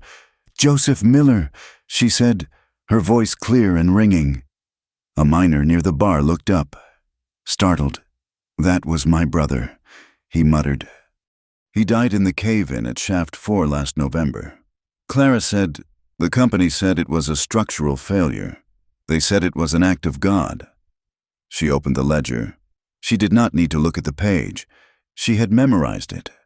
But here, on November 10th, 2 days before the collapse, there is an entry. A payment to the foreman to ignore the rotting timbers in Shaft 4. $50. The cost of a man's life. A murmur ran through the room. Lies, Vane shouted. She's reading nonsense. Sarah Higgins. Clara continued, ignoring him. Her husband died of the black lung. She sold her claim to Mr. Vane for $20 so she could buy a train ticket east. Clara pointed a shaking finger at Vane, but the claim was not empty. Was it Silas? The survey in this book says that claim sits right on the new silver vein. You bought it for $20 and sold the rights to the railroad for $5,000. You stole her future while she was weeping over her husband's grave. The murmur grew to a rumble. The miners were looking at Vane now. They were looking at the man who poured their drinks and held their debts. Shut her up, Vane roared to his men. One of the enforcers, a scarred man with a shotgun, stepped forward. Sit down, whore, he spat. Before The man did not finish the sentence. Elias moved. He did not draw his gun. He stepped forward and drove the heel of his boot into the man's knee. The bone snapped with a wet crunch as the man fell. Elias struck him across the temple with the heavy barrel of his Colt, sending him to the floor in a heap. Elias stood over him.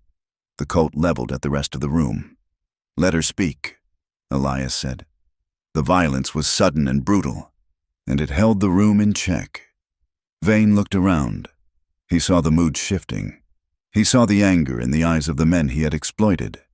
He needed to break her hold on them. He needed to make her small again. You are going to listen to her? Vane laughed, walking toward the crowd with his arms spread. You are going to listen to a saloon girl? A woman who spreads her legs for the highest bidder? He pointed at Clara, his face twisting into a sneer. Look at her. She is not a witness. She is a commodity. She has been used by half the men in this territory. Her word is worth less than the whiskey in your glass. She is trying to turn you against me, the man who gives you credit when the winter is hard, me, who keeps this town alive? He turned back to Clara, his voice dripping with venom. You are nothing. Clara, you are a stain on this town. You think putting on a wool dress makes you decent? You will always be the girl from the gutter, and these men know it. They know what you are. The insult hung in the air, heavy and ugly. It was the weapon the town had always used against her, the assumption that her survival was a sin, and that her trauma made her a liar. Clara stood there. For a second, Elias thought she might break. He saw her shoulders tremble, but then she raised her head. Yes, she said. Her voice was quiet, but in the silence, it carried to the back of the room. I was a saloon girl. I poured your drinks. I laughed at your jokes. I let you touch me because if I didn't, I would starve. She looked at the miners, meeting their eyes one by one. I know what I am, she said. But I also know what you are. I know who cries for his mother when he has had too much to drink. I know who writes letters to a wife he hasn't seen in 3 years. I know who is afraid of the dark. She took a step toward Vane. You call me a whore, Silas, because it makes you feel powerful. But I sold my time to survive. You sold your soul to buy a velvet vest. You killed good men. You robbed widows. You are the whore. Silas, you just charge a higher price. The room exploded. It wasn't a cheer. It was a roar of rage, a release of years of tension. A miner threw his glass at Vane. It shattered against the wall. Vane's face went purple. "Kill them!" he screamed. "Kill them all!" The 3 remaining enforcers went for their guns. "Get down!" Elias shouted, shoving Clara behind the heavy oak bar. The air filled with smoke and thunder. Bullets chewed into the wood of the bar, sending splinters flying like angry hornets. Elias returned fire, his Colt bucking in his hand. He dropped one man with a shot to the shoulder, spinning him around. The miners were scrambling, overturning tables for cover. Some were pulling their own weapons, old pistols, knives, even chairs. The room descended into chaos. Clara crouched behind the bar. She saw the shotgun the bartender kept on the shelf below the whiskey. She grabbed it. It was heavy, a double-barreled coach gun. She peeked over the top. Vane was retreating toward the back office, using the confusion to escape. But one of his men, a gunman in a black duster, had flanked the bar. He had Elias pinned down behind a table, his revolver hammering away at the wood. Elias was reloading, his fingers fumbling slightly with the cartridges. The gunman stepped out, raising his weapon for a clear shot at Elias's exposed flank. "Elias!" Clara screamed. She rose up. She didn't aim. At this range, she didn't need to. She pulled both triggers. The recoil slammed into her shoulder, bruising the bone. The blast caught the gunman in the chest, lifting him off his feet and throwing him back into a stack of whiskey barrels. Elias snapped the cylinder of his Colt shut and looked at her. His eyes were wide. "Nice shooting," he yelled over the din. "I missed the head," she yelled back, racking the lever to eject the shells, though the gun was empty. The back door of the saloon burst open. Sheriff Grady charged in, followed by 2 deputies. He had a Winchester rifle in his hands. He saw Elias. He saw the bodies on the floor. "Drop it! Thorne!" Grady shouted. "You are under arrest for murder!" He raised the rifle, aiming squarely at Elias. Elias was trapped. His gun was empty, and he was out of cover. "This is it," Elias thought. He stood up, intending to draw fire away from Clara. Grady tightened his finger on the trigger. Suddenly, the barrel of a pistol was pressed against the sheriff's ear. "Drop the rifle." "Sheriff," a voice said. It was not Elias. It was Deputy Kincaid, the young man from Ironwood. No, it was the town's own deputy, a man named Miller, the brother of the miner Clara had named. He had been standing by the door, watching, listening. "Miller." "What are you doing?" Grady hissed. "Freezing. I am listening to the lady," Miller said. His voice was shaking, but his hand was steady. "Drop it, Grady, or I will spread your brains over the floorboards." The sheriff hesitated. He looked at the room. He saw the miners standing up, their faces hard. He saw that his authority had evaporated like water on a hot stove. He dropped the rifle. It clattered on the floor. At that moment, the front doors of the saloon swung open again. A tall man in a long, dust-covered coat stepped in. He wore a silver star on his chest that caught the light of the oil lamps. He carried a sawed-off shotgun in one crook of his arm and a piece of paper in the other. It was Marshal Sterling. He had ridden hard from the south, alerted by the telegram Marcus had sent from the Ironwood Junction 3 days ago. "Nobody move," Sterling boomed. His voice was like a rock slide. He looked at the wreckage of the room. He looked at Elias and Clara behind the bar. He looked at Sheriff Grady with a gun to his head. Then he looked at Silas Vane, who had frozen halfway to his office door. "Silas Vane," Sterling said, "I have a federal warrant for your arrest, conspiracy to commit murder, land fraud, racketeering, and the assassination of Judge Miller." Vane stared at him. He looked at his empire. now a shambles of broken glass and bullet holes. He looked at Clara, who was standing tall behind the bar, the empty shotgun still in her hands. "You have no proof," Vane snarled. "It is her word against mine." Sterling held up the paper. "This is a deposition from your lawyer, Mr. Pym. We caught him trying to board a train to San Francisco with a suitcase full of your money. He was very talkative." Vane's face went slack. Then, with the desperation of a trapped rat, Vane went for the derringer he kept in his sleeve. It was a foolish move. Elias, who had reloaded, fired once. The bullet struck Vane's hand, shattering the small gun and the bones beneath it. Vane screamed, clutching his ruined hand, and fell to his knees. "It is over. Silas," Clara said. Marshal Sterling signaled to his men, who had followed him in. They shackled Vane, dragging him up from the floor. They took the sheriff as well, stripping the badge from his chest. Sterling walked over to the bar. He looked at Elias, then at Clara. "You folks made a hell of a mess," Sterling said dryly. "We were just cleaning up." "Marshal," Elias said, holstering his gun. Sterling looked at Clara. He took the ledger from the table where she had left it. "This will put him away for life," Sterling said. "Or hang him. Likely the latter." He reached into his pocket and pulled out another document. It was the debt contract from the Gilded Spur. He held it up to the flame of a nearby lamp. The paper caught fire. It curled and blackened. The words, "Property of Silas Vane," turning to ash. "Miss Vance," Sterling said, dropping the burning paper onto the floor and crushing it with his boot. "You are free to go." The room was silent again, but the tension was gone. It was replaced by a strange, heavy exhaustion. Clara stared at the ash on the floor. Free. The word felt big and terrifying. She had fought for it, bled for it, but now that it was here, she didn't quite know what to do with it. She felt a hand on her shoulder. She turned. Elias was there.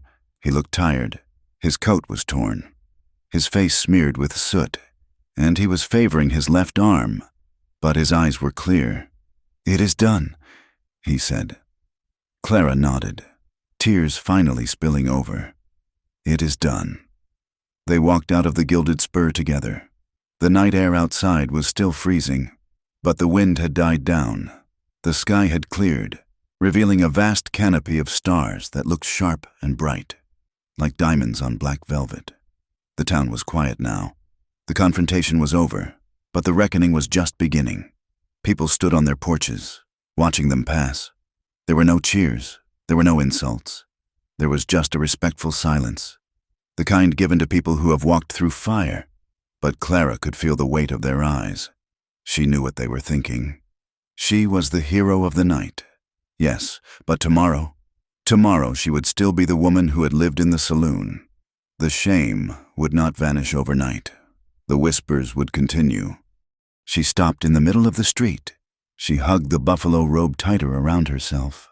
"They are still looking," she whispered to Elias. "They are still judging." "Let them look," Elias said. He stopped and turned to face her. He took her hands in his. He didn't care who was watching.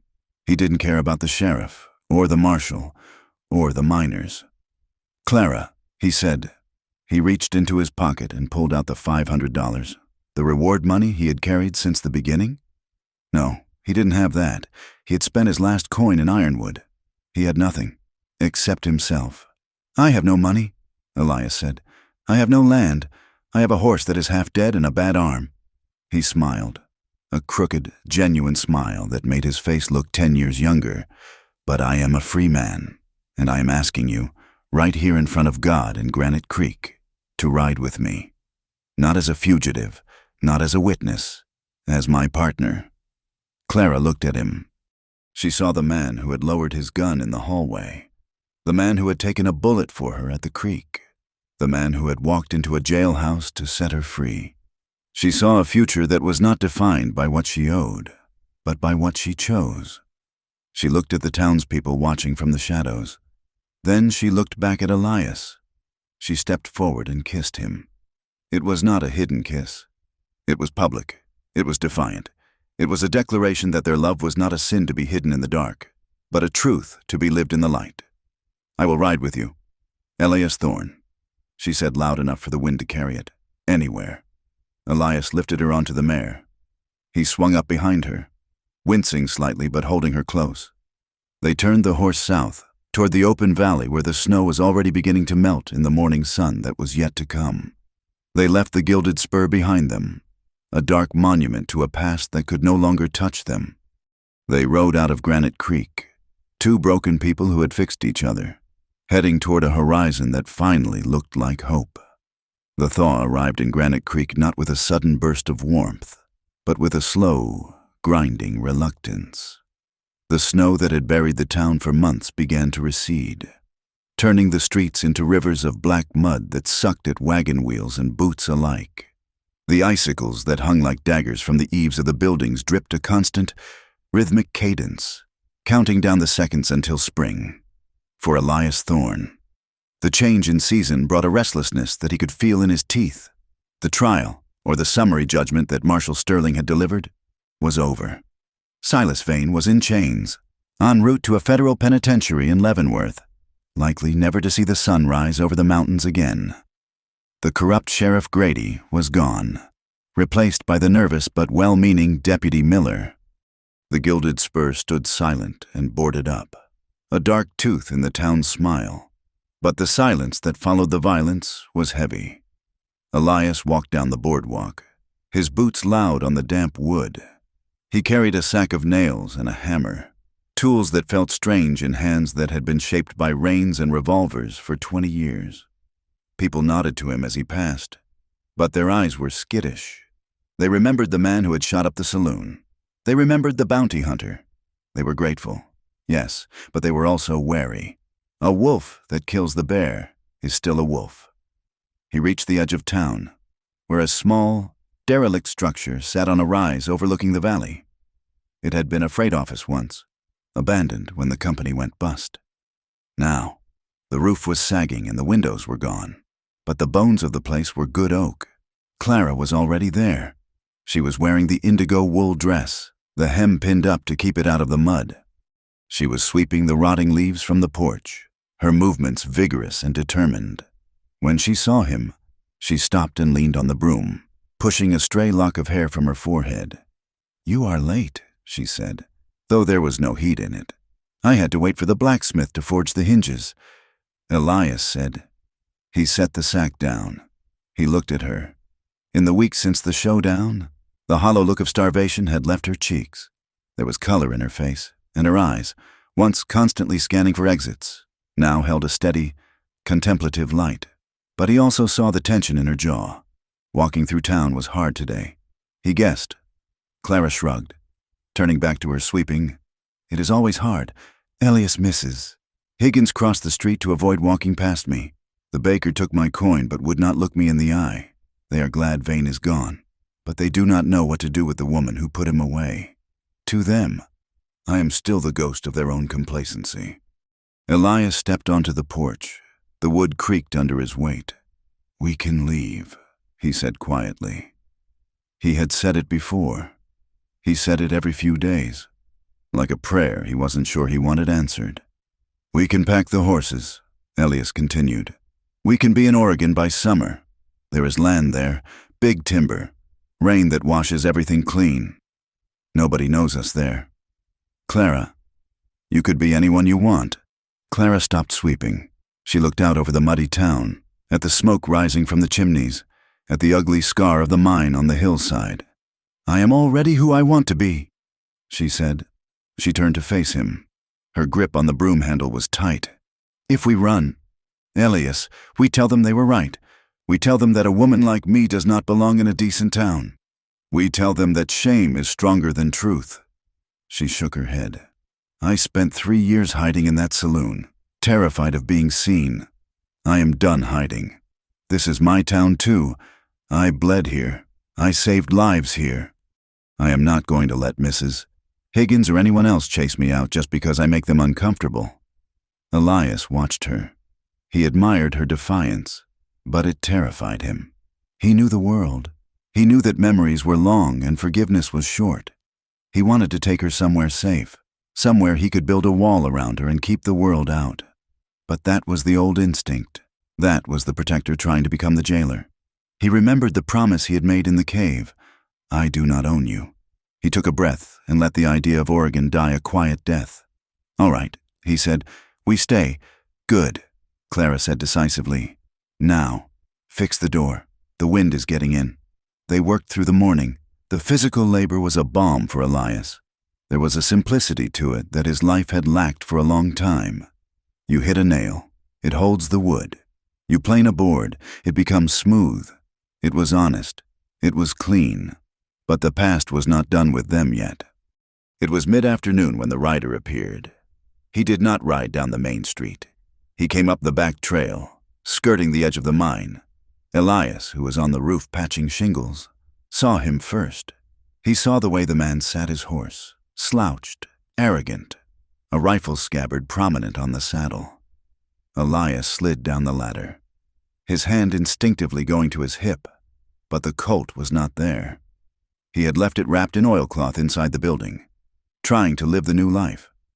Clara, Elias said sharply. Go inside. Clara looked up from the garden plot she was turning over. She saw the rider. She did not run. She stood up and brushed the dirt from her hands. Who is it? She asked. The rider reined in at the bottom of the slope. He was a young man, barely 20, with a face scarred by smallpox and eyes that burned with a frantic, drug-fueled light. Elias recognized him. It was a boy named Barrett, one of the hangers-on of Vane's gang, a kid who had run errands and dreamed of being a gunfighter. He looked desperate. His coat was threadbare, and his horse looked ridden half to death. Barrett, Elias said, his voice level. You are a long way from the border. Barrett's hand hovered near his pistol. He looked at Elias, then at Clara. He sneered. I heard Vane was gone, Barrett said, his voice cracking. I heard the whore and the hunter took him down. Watch your mouth, boy, Elias said. The threat was low, vibrating in his chest. Barrett laughed. A jagged sound. Or what? You do not have your iron, old man. I saw you on the roof. You are playing carpenter now. Domesticated. He pulled his pistol. It was a shaky, clumsy draw, but at 20 paces it was deadly enough. I want the money, Barrett said.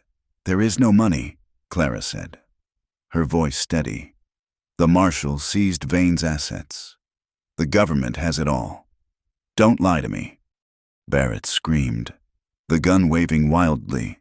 Everyone knows Vane kept a stash. You were his favorite.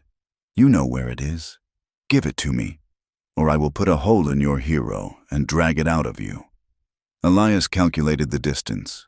20 feet, too far to rush him. If he moved, Barrett would shoot. If he didn't move, Barrett would shoot eventually anyway.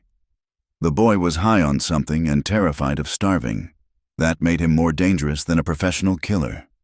Elias shifted his weight, preparing to take the bullet if it meant he could get his hands on the boy. But before he could move, a voice called out from the road behind Barrett. Drop it, son! Barrett spun in the saddle. Standing on the road was Deputy Miller, but he wasn't alone. Beside him was the blacksmith, holding a heavy iron hammer, and next to him was the baker, wiping flour from his hands, looking terrified but standing his ground, and Mrs. Halloway, the woman who ran the boarding house in town. We do not want any shooting here, Miller said. He had his hand on his gun, but he hadn't drawn it. This is none of your business, Barrett shouted, swinging the gun between Elias and the townspeople. It is our business, the blacksmith rumbled. Miss Vance is fixing up the old freight office. We are expecting her to order a new stove next week. She cannot do that if she is dead. It was a small thing, a commercial transaction, but it was an acknowledgement. They were claiming her as part of the community. Barrett looked at them. He saw 5 people. Then he saw a few more coming up the hill, miners who had heard the shouting. They weren't armed with guns, mostly, but they were a wall of humanity. Elias watched Barrett's face crumble. The boy realized he wasn't facing 2 outcasts anymore. He was facing a town. Go on, Barrett, Elias said softly. Ride out. Nobody needs to die today. Barrett looked at the gun in his hand. It felt heavy. The adrenaline drained out of him, leaving him just a cold, hungry kid on a tired horse. He holstered the pistol. He spat on the ground, a final, weak gesture of defiance. "To hell with this town," he muttered. He turned his horse and kicked it into a gallop, disappearing over the ridge toward the Badlands. The tension broke. The blacksmith nodded to Elias, a silent communication of respect. Deputy Miller tipped his hat to Clara. "Everything all right here, ma'am?" Miller asked. "Yes, Deputy," Clara said. Her voice was thick with emotion she refused to let spill. "Thank you. Just doing rounds." Miller said, "Let us know if you need help with that stove." The crowd dispersed. They didn't cheer. They didn't make speeches. They just went back to their lives. But the line had been crossed. Elias turned to Clara. She was staring at the retreating figures. "They stood up for us," she whispered. "They stood up for you," Elias corrected. He walked over to her. "You were right," he said. "About staying." Clara looked at him, and then she smiled. It was a smile that reached her eyes, bright and unburdened. "Get back on the roof, Cowboy," she said. "Those shingles will not patch themselves." 2 months later, the snow was gone completely. The valley was a riot of wildflowers, bluebonnets and Indian paintbrush painting the slopes in vivid color. The river, once a frozen ribbon, was now wide and rushing. The sound of water a constant music in the air. The sign above the door of the renovated freight office was modest. It was hand-painted in neat, black letters. The Hearth, lodging and meals. It wasn't a saloon. There was no alcohol served. It was a boarding house, clean and simple. But it was more than that. The back 2 rooms were reserved, kept always ready for any woman or girl who needed a door with a lock that she controlled.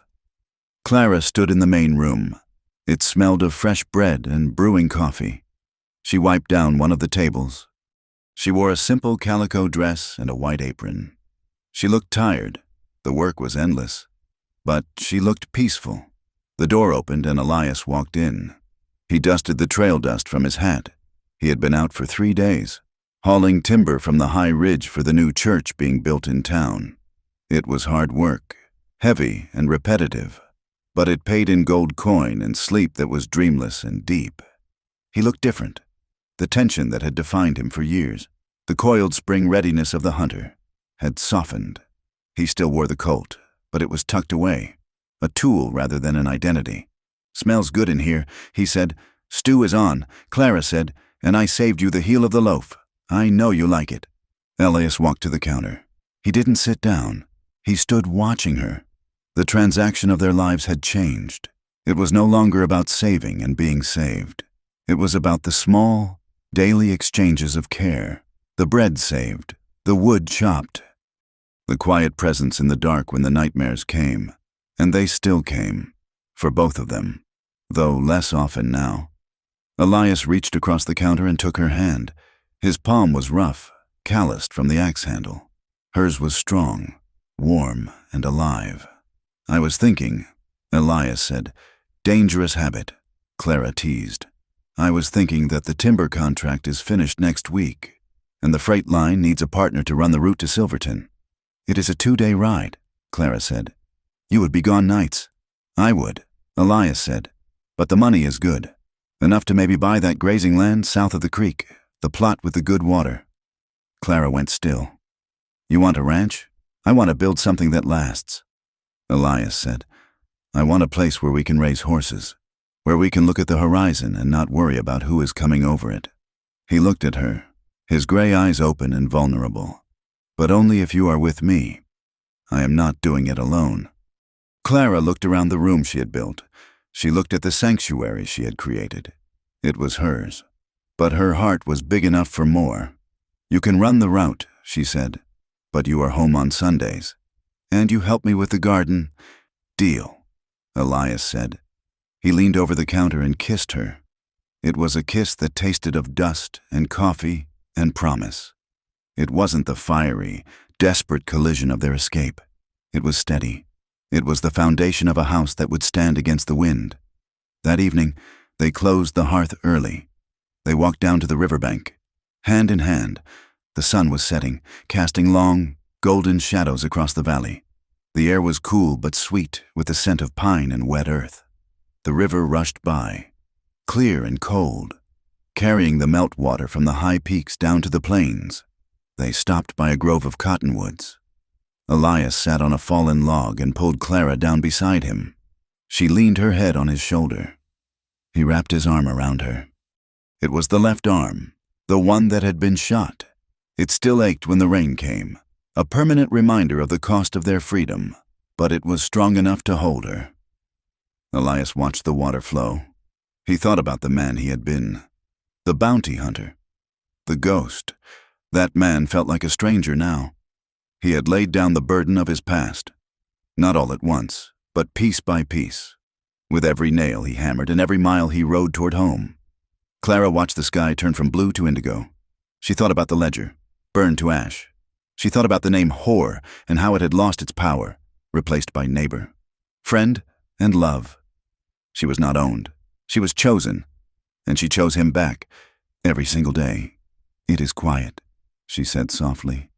"Yes," Elias said, "it is." They sat there as the stars came out, one by one, pinning the darkness in place. Two survivors in a vast, wild land, who had found that the greatest freedom wasn't just in surviving the winter, but in having the courage to believe in the spring. Thank you for listening to this story. Shoot me if you want freedom. Saloon Girl said, "The cowboy lowered the gun and chose love." I hope you enjoyed this journey through the dust, the snow, and the redeeming power of love in the American West. Please let me know in the comments where you are listening from. I would love to know how far this story has traveled. If you enjoyed this tale, I encourage you to subscribe to From Wild West for more stories of the frontier. And please, share your thoughts on Elias and Clara's journey in English in the comments below. Did they make the right choice to stay? I look forward to reading your insights.